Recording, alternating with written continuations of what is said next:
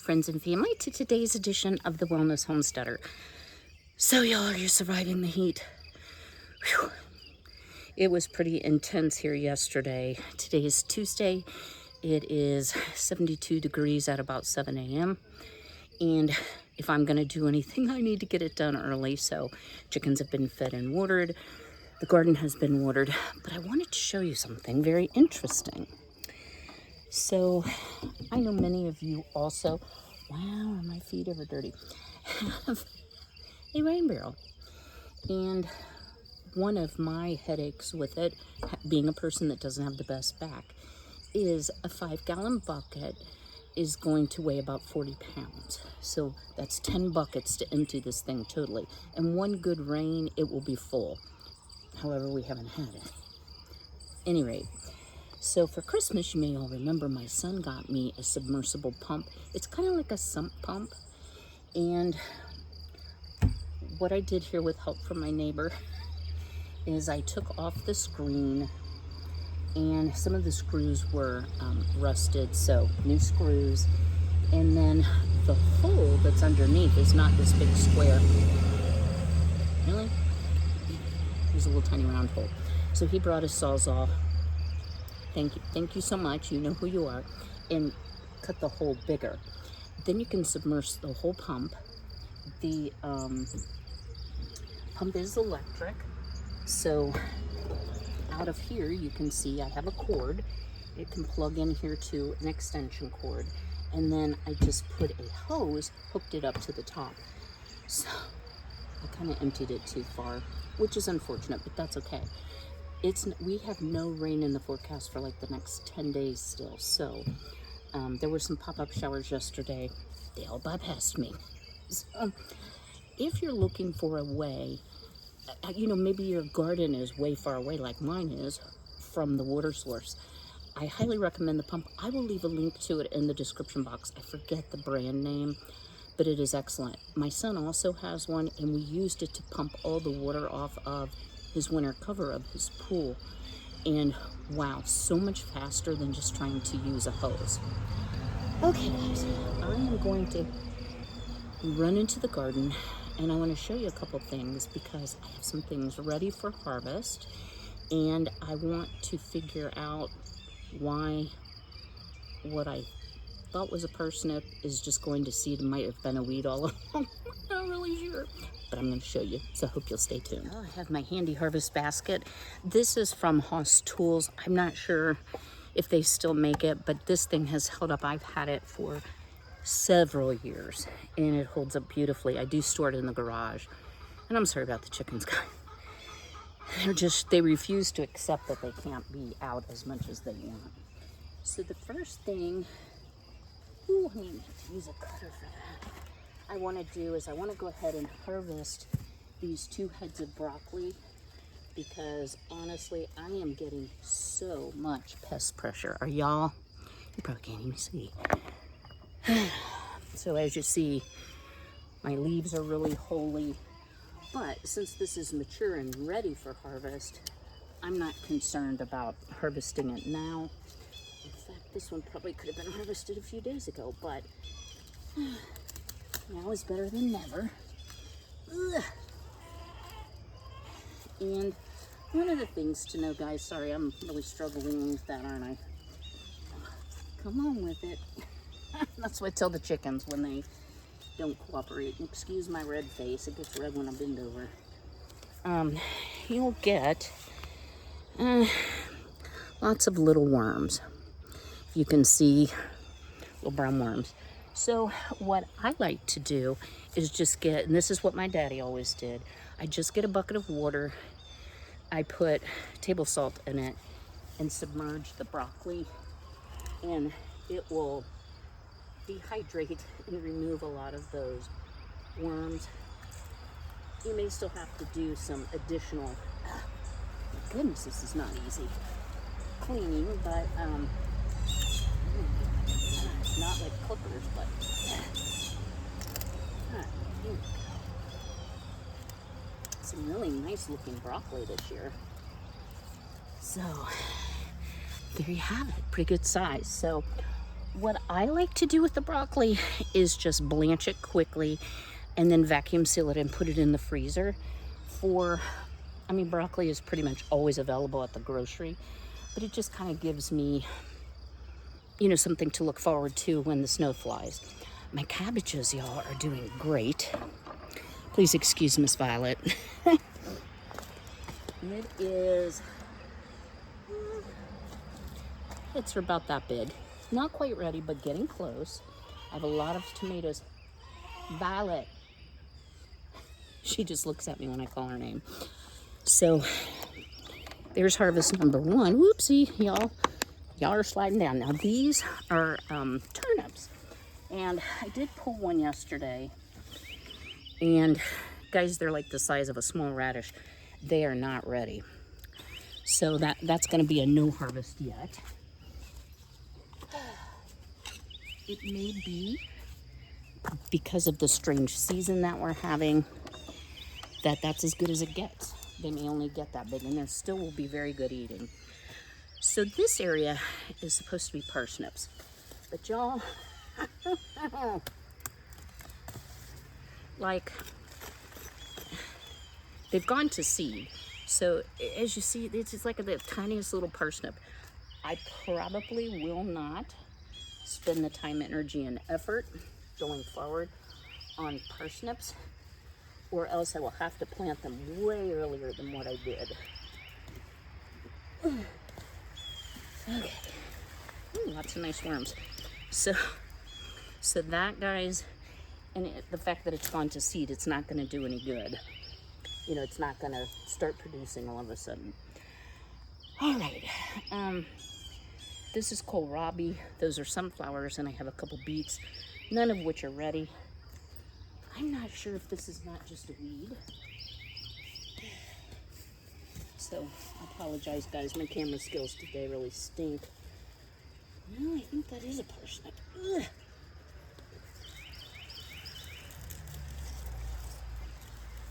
Okay. Man, I just didn't really make. So I got nothing, and I got a little one. So I will save the little one. Ooh, I don't know. That's pretty mushy. So, parsnips, epic fail. But I like to try new things each and every year. So, you know that even though I like to eat them, I will buy them from the grocery. And I know the kohlrabi's not ready. All right. So, I went and got gloves. And I'm really doing a good job wearing them.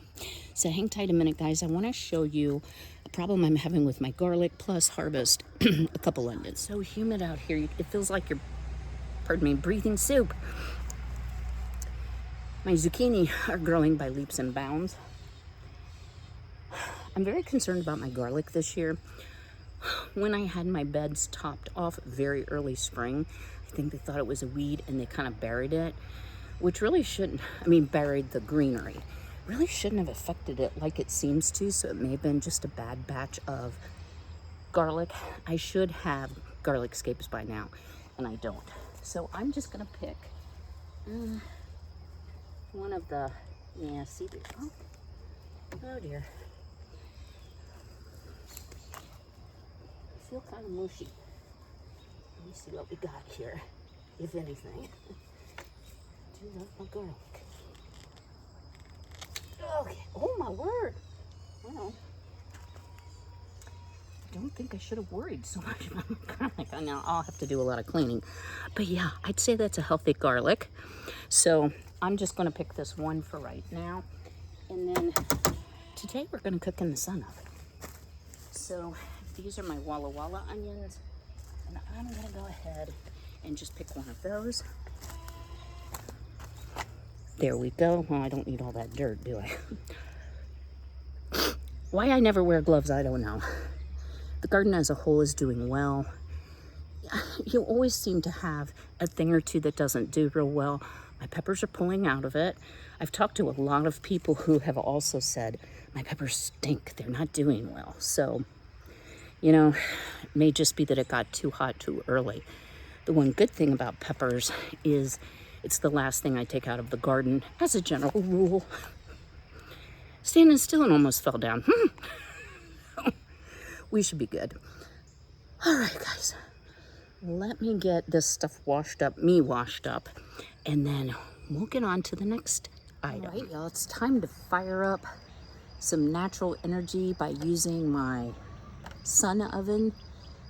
I did a little research before I started this segment of the video. I bought the Off-Grid with Doug and Stacy edition several years ago, or a few years ago. They no longer have that edition. I bought it off of their website, not the Sun Oven website. I just checked and it's out of stock on the Sun Oven website, and the price has really gone up, guys. It's $549. But what I do want to tell you is there's many other brands. There is also people who create their own. So let me just share with you what it is in case you're new to this. So there's a strap, and this is a reflector. Wow, I'm like sunblind, sorry guys. And the idea is, and I can show you, geez, can I talk? You can change the angle this way as well so that you get the maximum solar power. Inside has a little hanging rack that you put your dish on, and I use a dark thin aluminum, usually a double pan, one for the protein, one for the vegetable sides. So you'll notice, let me shut this, there are two white here and here little things, and what those are is those are to help you line it up. So the higher the sun gets in the sky, you know, you don't have to have it quite, okay, you don't have to have it quite so angled up. And then you actually look through these and look to see that the sunspot is actually right in the middle. So whoo-wee, well, now I'm blind. So it looks to me like I need to go even higher here. There's a little lever and a button back here. And it is only like 8:45, so we will actually get some raising up, which will help the angle not have to be quite so high. So what I'm gonna do first here is I'm just gonna let this hang out, warm up, preheat. Right now, it's got a thermometer, it's like 98 in here. It's about 80 outdoors.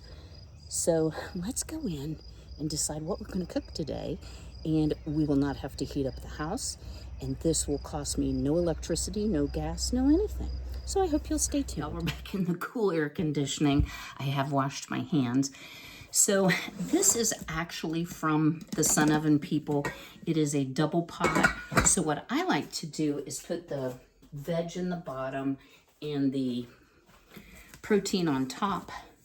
That's generally what I will do. Our broccoli is still soaking. I'm not in the mood to deal with the worms right now. So what we're going to be making today is some Ozark chicken thighs. And I'm telling you that the Sun Oven works much like a slow cooker. It produces such a tender final product. So I have some little taters here. I'm going to wash those up. I have our Walla Walla onion that I'm going to put in with the potatoes. And I also have a clove of garlic that I'm going to put in with the chicken. So let me wash up the potatoes. I meant to do that and I forgot. So I'll see you in a second. Got that done. So I'm trying to use up those potatoes before they go bad. I did find a couple that were beyond themselves. So one of the things I really like about the Sun Oven, besides, you know, the convenience of cooking outdoors and not adding heat to your home, the meat just cooks so well. It gets so very tender and just delicious. And I'm just quartering these little potatoes and sticking them in here. It also, I have never had anything burn, and I've never had meat come out dry. it's kind of amazing. Okay, that's got a little boo-boo on it. Should we cut you off? Okay.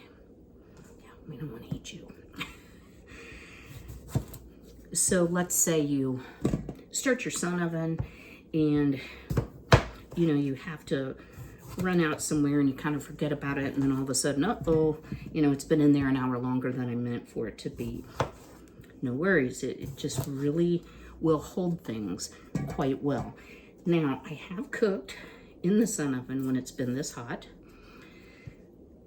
This will cook up fast, I have a feeling. So, did you wash that, Kym?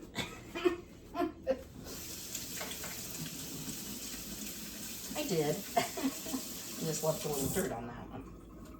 So anyway, I think it's a great addition. So basically it's a black box that you can adjust the angle and the height of it, and it has a reflector to direct the sun's rays into the cooking chamber. That's all it is. And like I said, Rose Red Homestead has made their own, and I know there's several other channels that have, because frankly I would not pay $549. I mean, I do love having it, don't get me wrong, it's not slamming sun oven, I just think that that's a bit excessive.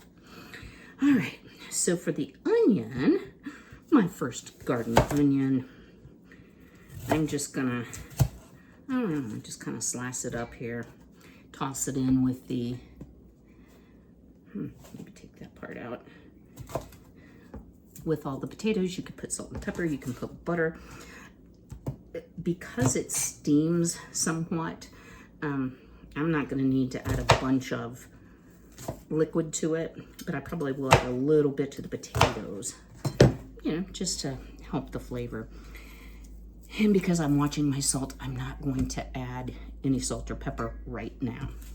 So there's that. How easy was that, right? Okay, there's your side dish. You know, get a backed salad and you're all set. I am using some Perdue chicken thigh fillets, no antibiotics, fed an all vegan diet or vegetarian diet, no animal byproducts, they're free range. And this is a pretty good sized package, y'all. Now they're filleted open like this.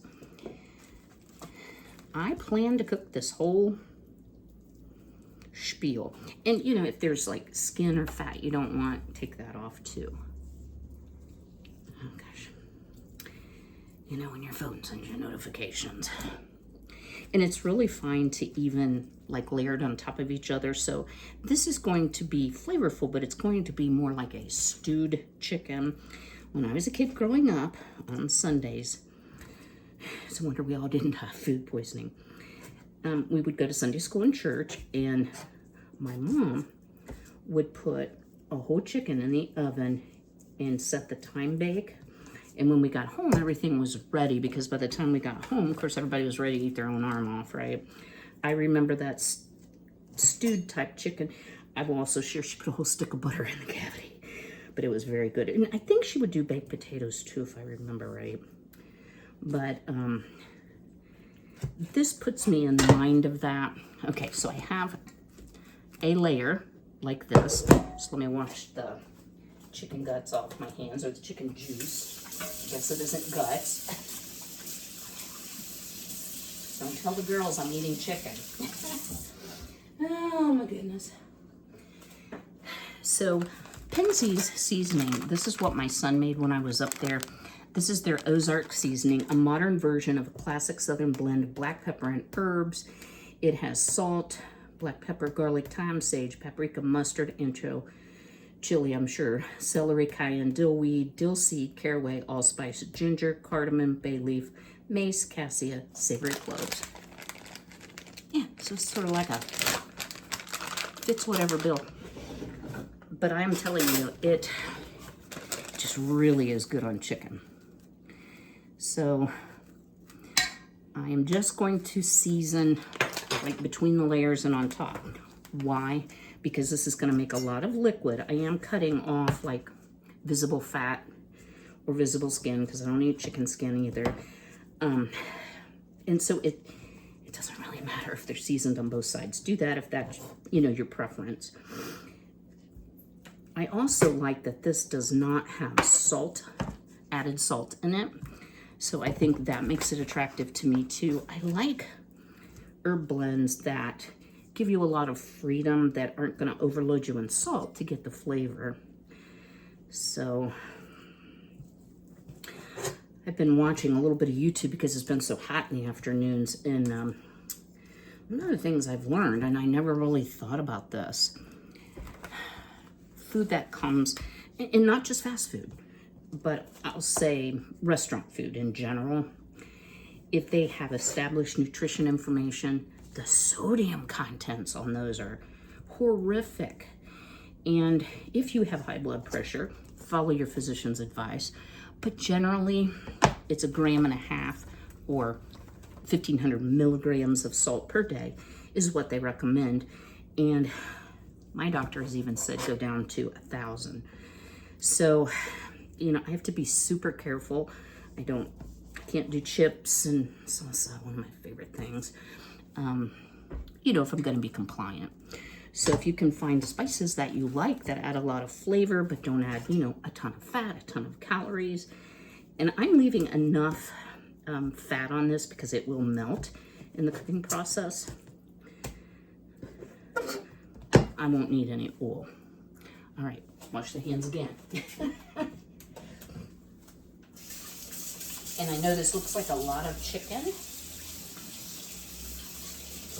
but I will tell you all, I do not mind a monotony, and I do have a tendency, I'm going to take that outside to the garbage, to eat the same thing over and over and over.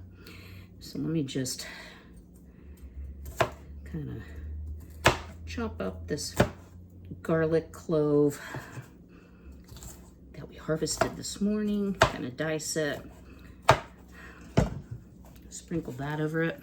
It smells garlicky. It doesn't smell overpowering, but it's definitely got garlic. And another, you know, I'm using like a tablespoon each time. There's about 8 chicken thighs, filleted chicken thighs here. You didn't get enough. All right. So there you have it. That's all there is to it. So we put the lid on. We put this lid on here.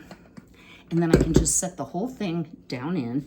Now, one thing you do have to do, you have to go out about every 30 minutes, or I would recommend, to adjust the angle of, pardon me, your sun oven.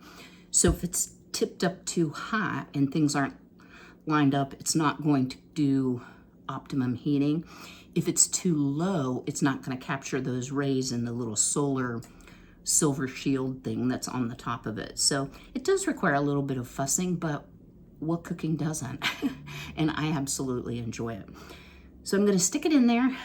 Well, I'm going to check the temperature. If it's hot enough, I'm going to stick it in there, and I will show you how I'm going to line it up. I think just it needed a few more minutes for the sun to get a little higher in the sky for me to really show you the little hole that you line up so that the sun shines right on the target. I'll show you that in a minute. Stay tuned. All right, y'all, we're up to 200 degrees. I have my pans in. I'm gonna attempt to try to show you. You see the little circle of light? There's a black hole. You want that lined up. So it isn't optimum yet, but I've raised this as high as it will go. I'm starting early because I want this for lunch. So that's all I'll need to do, and just adjust it, you know, every 30 minutes or every hour, something like that. And in a very short time, we'll be ready to do a taste test. All right, well, it's been just about 4 hours. Cooking in the sun, it's about 90 degrees here. So one word of caution, the little clips that close the glass door on that particular model get very, very hot, just like touching the inside of an oven. And generally, it cooks at about 250. So again, low and slow. I'm quite sure 4 hours was enough. And guys, I'm gonna do the easy way. I'm gonna just take a bite out of this before I make my plate. So as you can see, it made lots and lots of juice, which will be really good.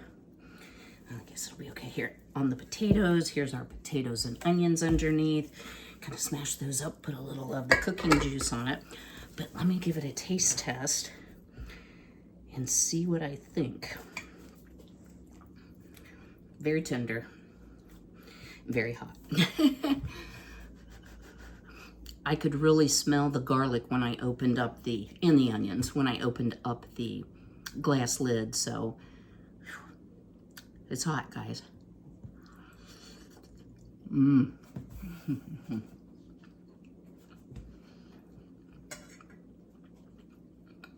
Way too big of a bite.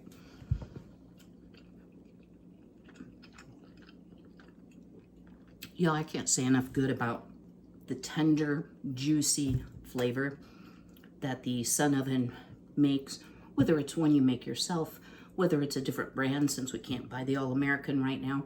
I don't know if they're like reconfiguring. I'm not sure why it's unavailable and why Doug and Stacy are no longer promoting their edition. So no worries, you did get a few extra things with it, but I'm very glad I have it, and I'm glad I purchased it at a less price. So I plan to see you all on Saturday.